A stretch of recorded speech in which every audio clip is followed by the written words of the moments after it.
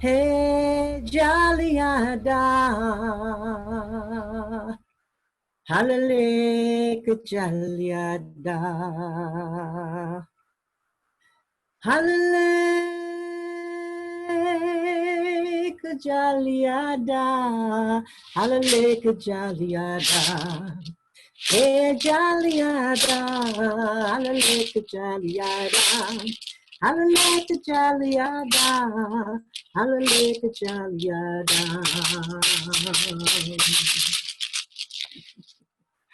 Now that's a song that you might hear being sung back in Senegal, West Africa. A beautiful country with palm trees and ocean breeze, where many of the people are tall and slender. They walk straight and strong and proud, like they know their lives have meaning. Now, that song I sang a little while ago is sung when people are calling for the Jali, the storyteller. When the Jali is coming, they celebrate and they sing that song to welcome the Jali. The Jali is the storyteller in many parts of West Africa, especially in what had been called the Malian Empire. Oh, the wonderful stories that the Jali could tell. They would sing the story, and you would feel this wonderful sense of home, of belonging. They would sing you a story to teach you something you needed to know, often reminding you of the greatness of your people and of what you too could achieve. But always, always was the reminder to be grateful for what you had, because everybody is not quite as fortunate as you.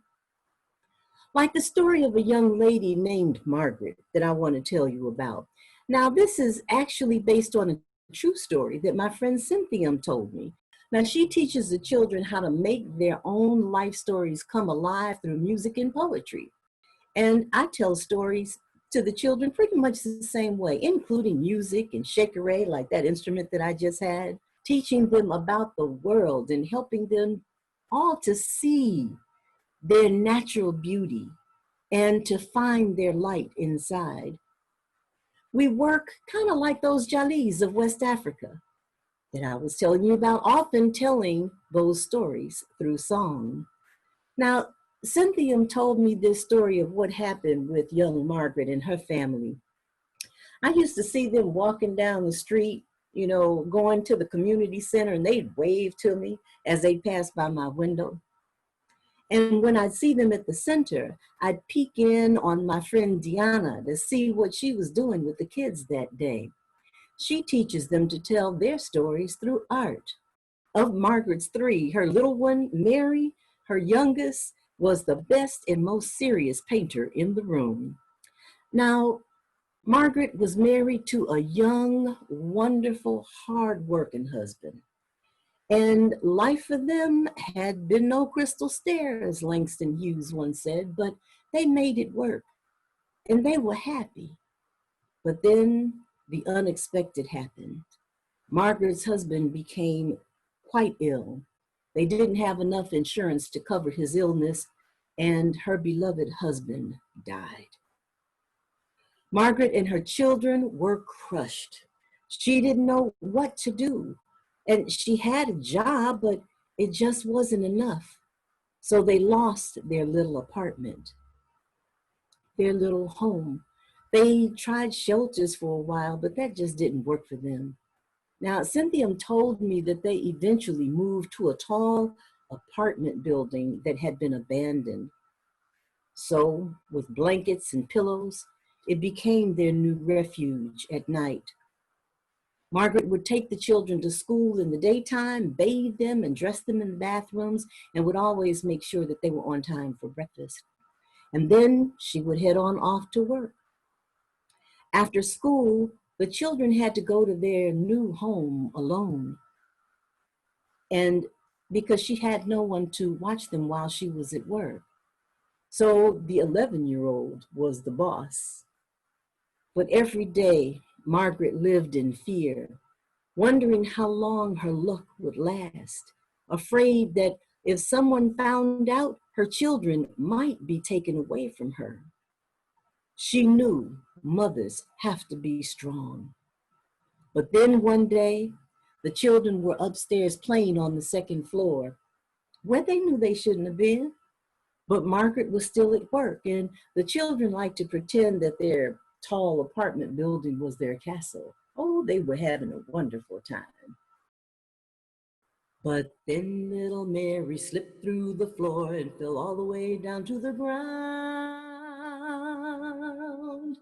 Oh,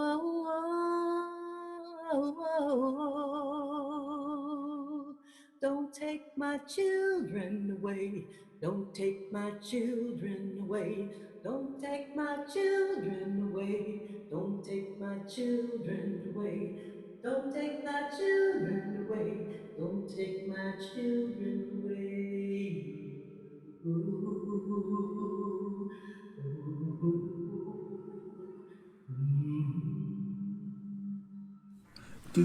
Docket number ending in 312 and 773. The high-minded hypocrites, self-righteous socialites, and the perpetrating wealthy people versus the 643,000 tired, poor, and huddled masses yearning to be free. Charges are homelessness in the first degree. Attempted living the American dream in the first degree. The dishonorable used to be a boxing referee or gangbanger presiding. He's not outside. It's 10 o'clock in the evening and I've got to go to work. Trying to make a living for my children. I can't stay home. Don't have a father, I'm so provider. I leave my kids alone. You look at me, criticize, shake your head and sigh. Judging me and you don't realize I'm trying. He's not a leave inside, I'm dying. It's all about surviving. See, Judge, I'm not denying. I get a call on my job. DCFS is coming after me. My daughter took a fall. My neighbor called and guess she make the call. They take my kids from me, then they arrest me. I try to explain, but they say it's law. And don't you think it's ironic that I tried to save them from the world and then lost them after all? Look at me, criticize, shake your head and sigh. Judging me and you don't realize I'm trying. He's trying to leave inside, I'm dying. Judge, I think that you should set me free. Your Honor, Exhibit A for the defense, 1981, Callahan versus Casey. 2008, ACLU versus the LAPD. 2008, CC versus Ayers. Permission to state my case.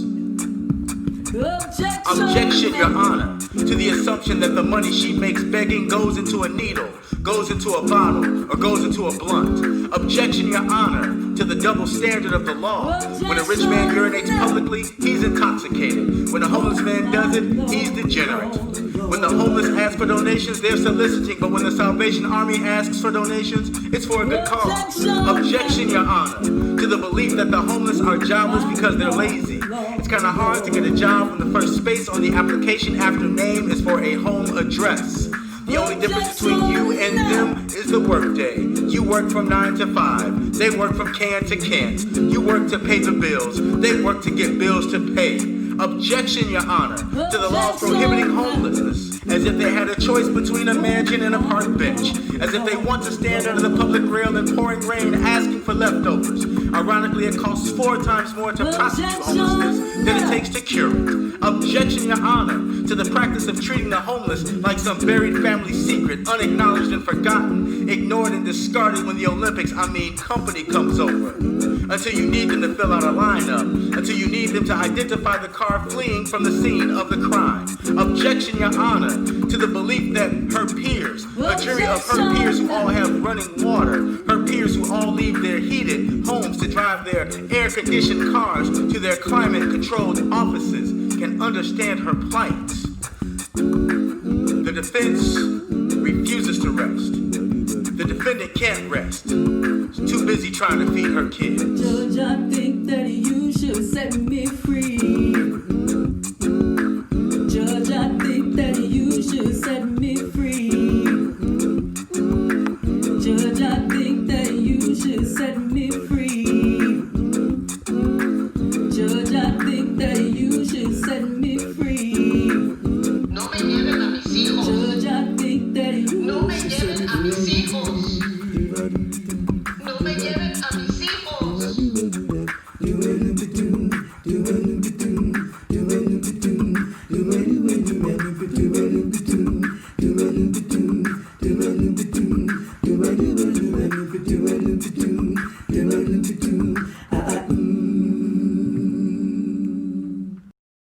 Give me criticize, shake your head inside. Judging me and you don't realize I'm trying. You try to leave inside, I'm dying.